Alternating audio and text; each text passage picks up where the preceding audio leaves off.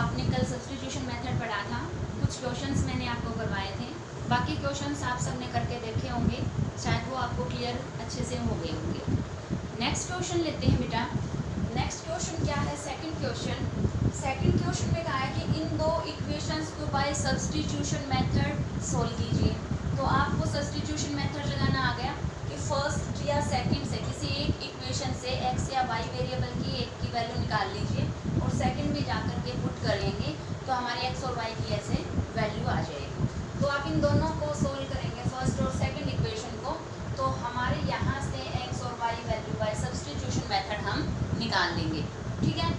अब उसके बाद में इसने एक क्वेश्चन और कहा है, इसी के अंदर क्या कहा है कि find the value of m की भी वैल्यू निकालिए। तो आपकी जो एक्स और वाई की वैल्यूज यहाँ पर आई है वो एक्स और वाई की वैल्यू यहाँ पे पुट कर दीजिए और यहाँ से फिर हम क्या निकाल लेंगे? एम की वैल्यू निकाल लेंगे। ठीक है, कर लोगे इस सम को? तो आप इस सम को खुद करेंगे। नेक्स्ट स्टेटमेंट क्वेश्चंस हैं उनको हम करते हैं। थर्ड में फर्स्ट जो क्वेश्चन है वो हमें क्या गिवन है? The difference of two numbers is 26। दो नंबर आपको लेने हैं, उनमें से दो नंबर्स का डिफरेंस दे रखा है आपको 26 and one number is 3 times the other. उनमें से जो एक नंबर है दूसरे के थ्राइस के इक्वल है, फाइंड देम, उन दोनों नंबर्स को निकालिए। ठीक है, तो स्टेटमेंट क्या है हमारी? दो नंबर्स हैं, उनका डिफरेंस 26 है, तो आप यहाँ पर दो नंबर मान करके चलेंगे। लेट टू नंबर्स बी, दो नंबर्स हम यहाँ पे मान के चलिए, क्योंकि दो वेरिएबल में है हमारा चैप्टर, तो हम यहाँ पे दो वेरिएबल लेके चलेंगे, एक्स एंड वाई। अब देखो, जब डिफरेंस निकालते हैं हम दो नंबर्स में, तब बड़े में से छोटे वाले को माइनस करते हैं। तो अब हमें नहीं पता कि x बड़ा है कि y बड़ा है, तो आप यहाँ पे इसी के साथ में मान करके चल लीजिए क्या कि let x is greater than y, means मैं यहाँ पे x को बड़ा और y को छोटा मान कर चली हूँ। तो फर्स्ट कंडीशन क्या कहती है कि इन दोनों का डिफरेंस, तो बड़े में से छोटा घटा है तो ये हो गया 26, हमारी बन गई यहाँ पे फर्स्ट इक्वेशन। फिर इसने सेकंड स्टेटमेंट में क्या कहा है? And one number is 3 times the other. तो अब बताओ, ये रहा x और ये है y, एक नंबर दूसरे के 3 टाइम्स के इक्वल है, तो कौन सा नंबर किस नंबर के 3 टाइम्स के इक्वल होगा? सोचो इसमें कि इसमें एक नंबर दूसरे के थ्राइस के इक्वल है, तो 3 टाइम्स ऑफ x करें या 3 टाइम्स ऑफ y यहाँ पे करें, इन दोनों को इक्वल करने के लिए। तो देखो, मैंने यहाँ पे किया 3 टाइम्स ऑफ y। क्यों किया यहाँ पे? क्यों किया? सोचो सभी, क्यों किया? क्योंकि ये था हमारा बड़ा नंबर और ये था हमारा छोटा नंबर, जैसे कि हम मान के चले थे। छोटे नंबर का जब 3 गुना करेंगे तभी तो वो बड़े के इक्वल आएगा। अगर आप बड़े को 3 टाइम्स मल्टीप्लाई कर दोगे, मतलब 3 से मल्टीप्लाई कर दोगे, तो वो और बड़ा हो जाएगा, y के इक्वल यहाँ पर नहीं आएगा। ठीक है, तो यहाँ पे हो गया x is equal to 3y, ये बन गई आपकी सेकंड इक्वेशन। ठीक है, सेकंड इक्वेशन बन गई। यहाँ से हम ना x की वैल्यू भी डायरेक्टली निकल गई सेकंड से, तो इस x की वैल्यू को फर्स्ट में जाके पुट कीजिए, वहाँ से y की वैल्यू और y की वैल्यू को वापस से ला करके यहाँ पुट कर देंगे, तो किसकी आ जाएगी? x की वैल्यू। और इस तरीके से हमें x और y निकालने थे, तो वो हमारे दो नंबर यहाँ से आ जाएंगे। सबको क्लियर हो गया ना यहाँ से? ठीक है, नेक्स्ट क्वेश्चन हम लेते हैं। Larger of to supplementary angles, दो एंगल्स हैं जो कि सप्लीमेंट्री एंगल्स हैं, तो उसने कहा larger of to supplementary angles, जो सप्लीमेंट्री एंगल्स हैं उनमें से जो लार्जर है exceeds the smaller by 18 degrees. तो सिमिलरली हमने ऐसे ही क्या मान लिए? दो एंगल मान लिए जिसमें x बड़ा है y से। Let two supplementary angles be x and y, ये मान लिए, और यहाँ पे कह दिया कि x बड़ा है y से। अब इन दोनों में क्या दे रखा है आपको कि जो इसमें लार्जर एंगल है वो स्मॉलर एंगल से 26 एक्सीड है। ठीक है, कितना एक्सीड है? यहाँ पे 18 डिग्रीज एक्सीड है, तो यहाँ से बड़े में से, या ऐसे करते हैं y, अब तो जो बड़ा है वो छोटे से 18 ज़्यादा है, तो ये ज़्यादा है, ठीक है। तो इन दोनों को इक्वल कैसे करेंगे, इसमें हम 18 को ऐड कर दें, ठीक है। या इसी स्टेटमेंट को हम कैसे कह सकते हैं कि दोनों नंबर्स का, दोनों एंगल्स का डिफरेंस कितना है, 18 डिग्री है। तो यहाँ से ये आ गई हमारी फर्स्ट। अब इसमें सेकंड, हम एक सेकंड इक्वेशन कहाँ से बना के लाएंगे, तो सेकंड इक्वेशन में कहाँ से बनेगी, सप्लीमेंट्री एंगल से। और सप्लीमेंट्री एंगल्स कौन से होते हैं, देखो दो टाइप के हमने एंगल्स पढ़े हैं, कॉम्प्लीमेंट्री एंड सप्लीमेंट्री। तो कॉम्प्लीमेंट्री और सप्लीमेंट्री एंगल्स क्या होते हैं, ऐसे दो एंगल जिनका सम अगर हो जाए 90 तो वो बन जाएंगे कॉम्प्लीमेंट्री, और जिनका सम हो जाए 180 वो बन जाएगी सप्लीमेंट्री। तो यहाँ से दो एंगल जो आप मान के चले हो, इन दोनों का जोड़ कितना है 180, दैट इज सप्लीमेंट्री एंगल। तो इसको हम ऐसे अब सोल्व कर लेंगे। ऐसा तो हमें करना आता है, हमने बहुत सारे क्वेश्चंस किए हैं ऐसे, तो हम यहाँ से इनको आगे सोल्व कर लेंगे और अपने सप्लीमेंट्री एंगल्स दोनों निकाल लेंगे, ठीक है। नेक्स्ट क्वेश्चन लेते हैं बेटा, बिल्कुल ध्यान से समझेंगे। क्या है नेक्स्ट क्वेश्चन,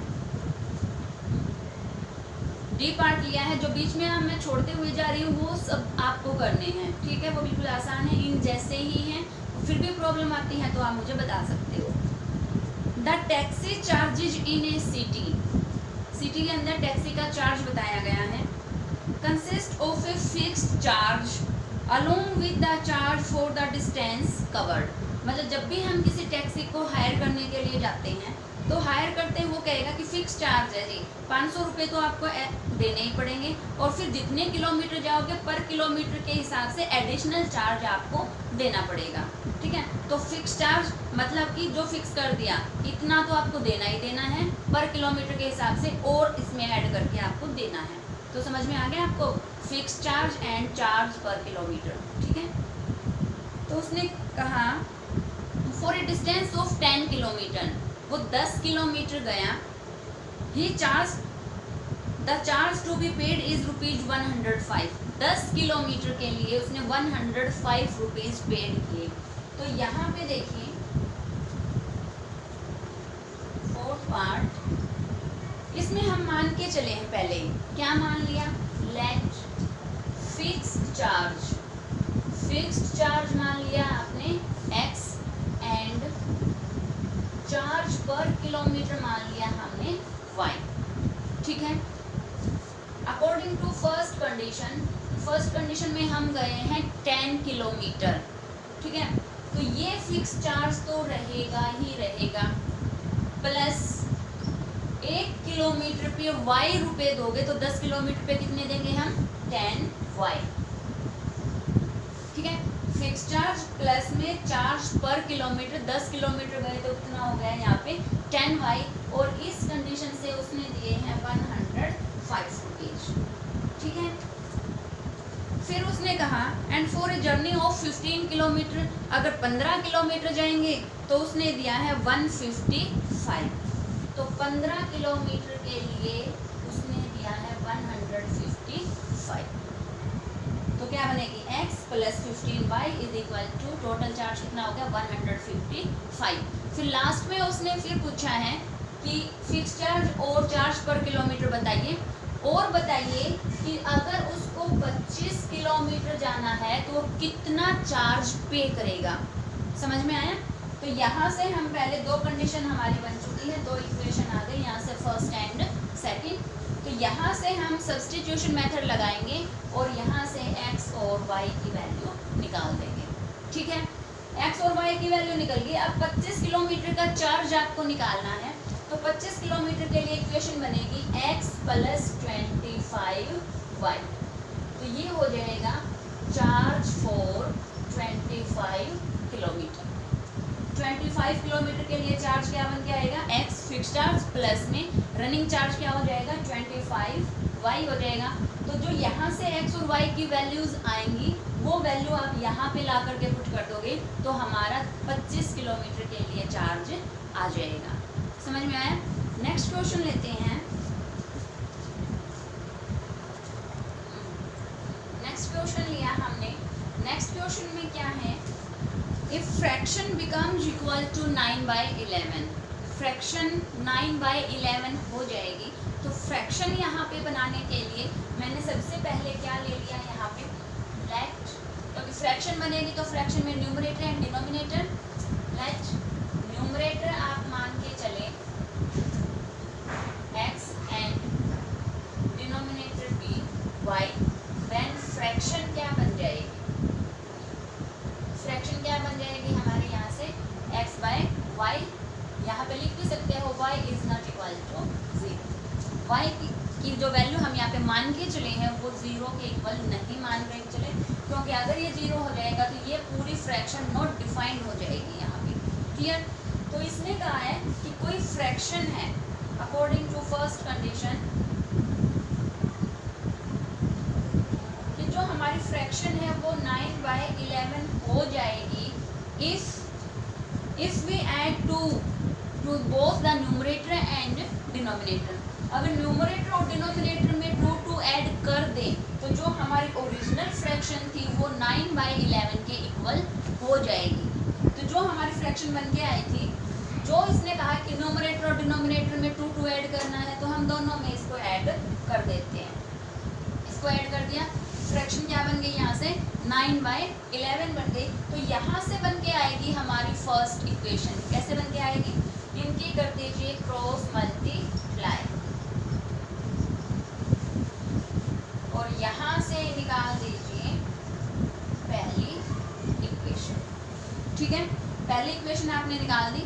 सेकंड कंडीशन क्या कहती है, the fraction becomes 5/6 if we add 3 to both the denominator and the numerator, ठीक है। तो अगर उसने दोनों में जोड़ने की बात कही तो दोनों में कर देंगे, एक में कही है तो एक में कर देंगे, मतलब जो भी वो कह रहा है एज इट इज उसको कर दीजिए। तो अब सेकंड में कहा कि दोनों में 3 ऐड कर दो, तो जो हमारी फ्रैक्शन है वो क्या बन के आ जाएगी 5/6 बन करके आ जाएगी। तो ऐसे ही क्रॉस मल्टीप्लाई और क्या बन जाएगी हमारे यहाँ से सेकंड इक्वेशन। सेकंड और फर्स्ट इक्वेशन को हम यहाँ से सोल्व कर देंगे तो हमारे आ जाएगी x और y की वैल्यू। उसने लास्ट में क्या निकालने के लिए कहा है, फाइंड आउट द फ्रैक्शन। तो आपको यही नहीं छोड़ना कि x की वैल्यू निकाल दी, y की वैल्यू निकाल दी और सम हो गया। आपको क्या निकालना है finally, hence fraction. Fraction is, तो x की वैल्यू ऊपर लिखेंगे और y की वैल्यू नीचे लिख देंगे, तो ये बन के आ जाएगी हमारी फ्रैक्शन। क्लियर हुआ। नेक्स्ट क्वेश्चन है, बिल्कुल ध्यान से समझना, 5 years hence, इसका मतलब क्या है, 5 years hence, 5 साल बाद, 5 साल बाद होता है ये। The age of Jacob will be 3 times that of his son। 5 साल पहले, 5 साल बाद जैकोब की एज बेटे की एज के 3 टाइम्स के इक्वल होगी। तो यहाँ पे कोई एक जैकोब है और उसके सन के बारे में बताया गया है। तो आप यहाँ पे मान के चलोगे, लेट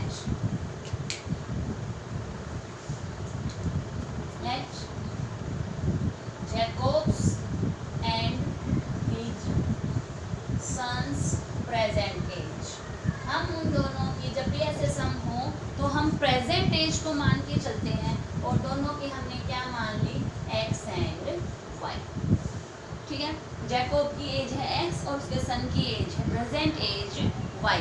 अब उसने कहा है 5 साल बाद, तो हम सीधा कंडीशन पे आ जाते हैं। According to first condition, first condition पे 5 साल बाद की बात कही गई है, तो जैकोब हो जाएगा 5 साल बाद x + 5 ईयर्स का और सन हो जाएगा y + 5 ईयर्स का। अब हम करते हैं इन दोनों को इक्वल। तो ये फादर की एज है, मतलब बड़ी क्वांटिटी है और ये छोटी क्वांटिटी है। उसने कहा है कि 5 साल बाद जैकोब अपने बेटे की एज के 3 टाइम्स के इक्वल होगा। तो मीन्स हम इसको कर दे 3 से मल्टीप्लाई, तो यहाँ से बन जाएगी हमारी, तो x की वैल्यू निकल गई यहाँ से 3y + 10 और ये बन गई आपकी फर्स्ट इक्वेशन। ऐसे ही हम सेकंड इक्वेशन बनाएंगे अपनी। 5 years ago, 5 साल पहले, 5 साल पहले की बात कर रहा है तो आप लिखेंगे अकॉर्डिंग टू सेकंड कंडीशन 5 साल पहले। तो हम इन दोनों के पहले तो लिख देंगे 5 साल वाली एज। अब जो रिलेशन बताया है वो 5 years ago Jacob's age was 7 times that of his son. सन की एज के 7 टाइम्स के इक्वल जैकब की एज हो जाएगी। तो यहाँ से इसको सोल्व कर दीजिए और यहाँ से भी हमारी क्या बन के आ जाएगी सेकंड इक्वेशन, और इस तरीके से हम निकाल देंगे यहाँ से x और y की वैल्यू। और लास्ट में उसने पूछा है इन दोनों की प्रेजेंट एज, तो हम x और y की वैल्यू निकल गई तो इन दोनों की हो जाएगी यहाँ पे प्रेजेंट एज। तो सब्स्टिट्यूशन मेथड कुछ हमने कल सीधा जो डायरेक्टली इसमें इक्वेशन दे रखी थी कल हमने सोल्व किया था। आज इसके सारे स्टेटमेंट वाले क्वेश्चंस हमने यहाँ पे क्लियर कर लिए हैं। तो जितने भी सम यहाँ पे हो गए हैं और जो बच गए वो सभी आप इसमें ट्राई करेंगे। Thank you.